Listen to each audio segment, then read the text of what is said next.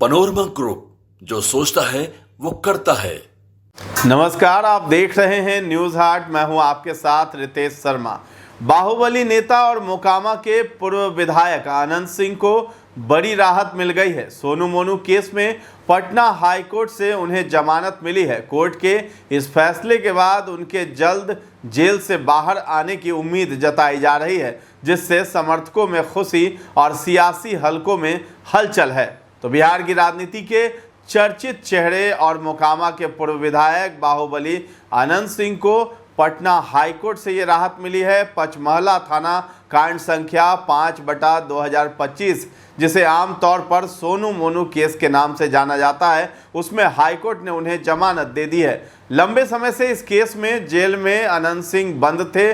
अब उनकी जमानत की खबर ने उनके समर्थकों में खुशी की लहर दौड़ा दी है। मोकामा शूटआउट केस में जेल में बंद पूर्व विधायक आनंद सिंह को मंगलवार को ये कोर्ट से बड़ी राहत मिली है। अब वो विधानसभा चुनाव से पहले जेल से बाहर आ जाएंगे। हाईकोर्ट ने कहा है कि मौजूदा साक्ष्यों और केस डायरी की समीक्षा के बाद ये पाया गया कि आरोपी को जमानत दी जा सकती है।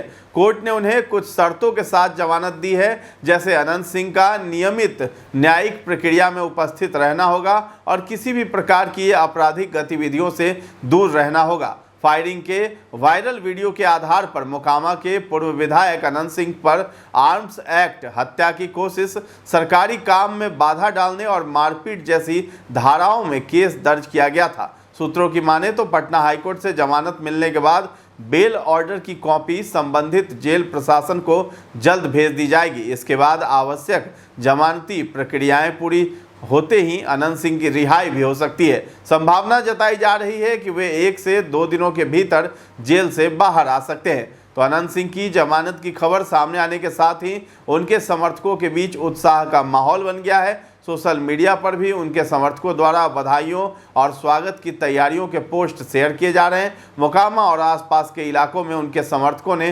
पटाखे भी फोड़े हैं और मिठाइयां भी बांटी है। तो पचमहला थाना क्षेत्र में दर्ज 5/2025 केस यानी सोनू मोनू केस को लेकर आनंद सिंह पर गंभीर आरोप थे। इस केस में हत्या की साजिश और आपराधिक षड्यंत्र जैसे धाराओं में प्राथमिकी दर्ज की गई थी। हालांकि आनंद सिंह लगातार इस मामले में खुद को निर्दोष बताते आ रहे हैं और इसे साजिश करार देते रहे हैं। मामला 22 जनवरी 2025 का है। पचमहला में सोनू और मोनू ने मुकेश सिंह के घर पर ताला लगा दिया था। मुकेश उनके ईंट भट्टे में मुंशी का काम करता था। दोनों ने उस पर 68 लाख रुपए के गबन का आरोप लगाया था। मुकेश ने इस बारे में बाहुबली से मदद मांगी। इसे लेकर थाने में भी शिकायत दर्ज कराई गई थी। आनंद सिंह अपने समर्थकों के साथ जलालपुर गांव पहुंचे थे। मुकेश सिंह के घर का ताला भी तोड़ा और सोनू मोनू से बातचीत के लिए नौरंगा गांव पहुंचे थे।